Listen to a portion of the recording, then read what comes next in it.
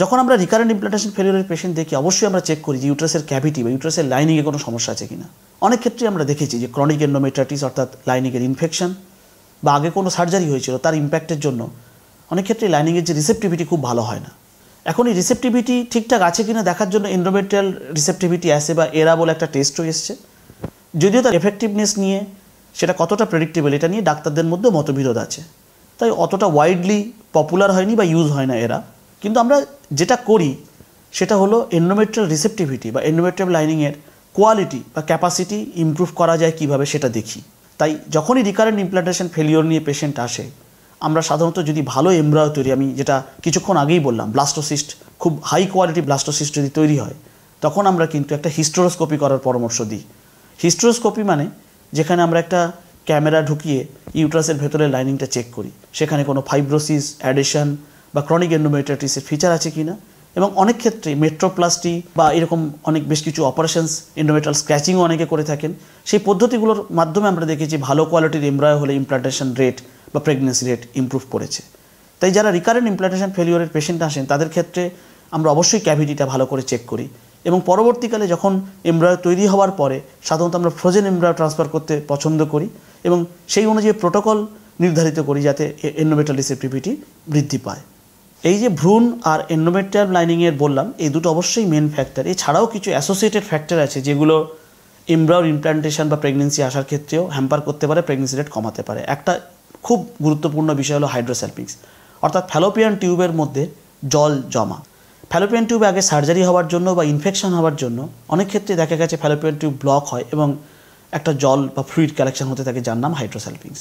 এই হাইড্রোস্যালপিংসকে আমরা সিগনিফিক্যান্ট বলি যদি ট্রান্সভাজেনাল সোনোগ্রাফির মাধ্যমে এগুলোকে দেখা যায়। এবং এই হাইড্রোস্যালপিংসের বিপদ হলো এই যে জলটা এটা এমব্রায়ো টক্সিক, অর্থাৎ এই হাইড্রোস্যালপিংস থাকা অবস্থায় যদি ভালো কোয়ালিটির এমব্রায়ো আমরা ইউট্রাসের মধ্যে রেখেও আসি তাতে দেখা গেছে প্রেগনেন্সি রেট সাধারণত কমে যায়।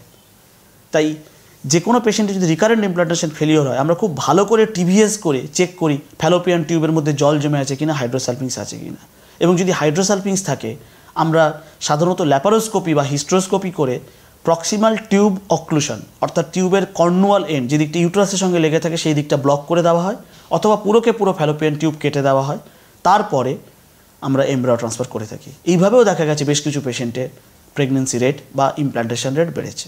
রিকারেন্ট ইমপ্লান্টেশন ফেলিওর বা এই বারবার আইভিএফ ফেলিওরের ক্ষেত্রে আমরা একটা জিনিস দেখেছি অনেক ক্ষেত্রে এমব্রায়োতে জেনেটিক ডিফেক্ট আসে বা অ্যানুপ্লয়েড এমব্রায়ো বলে তৈরি হওয়া। আসলে যখনই উসাইটটা স্পার্মের সাথে ফার্টিলাইজ করানো হচ্ছে তাদের ক্রোমোজোমাল কন্টেন্ট বা ক্রোমোজোমের নাম্বার যদি ঠিক না থাকে তাহলে সেটাকে, অর্থাৎ একটা এমব্রায়োতে 46খানা ক্রোমোজোম থাকা উচিত 23 পেয়ার্স, সেটা যদি নাম্বারের অ্যাবনর্মালিটি থাকে 45 বা 47 হয় সেগুলোকে আমরা অ্যানুপ্লয়েড এমব্রায়ো বলি।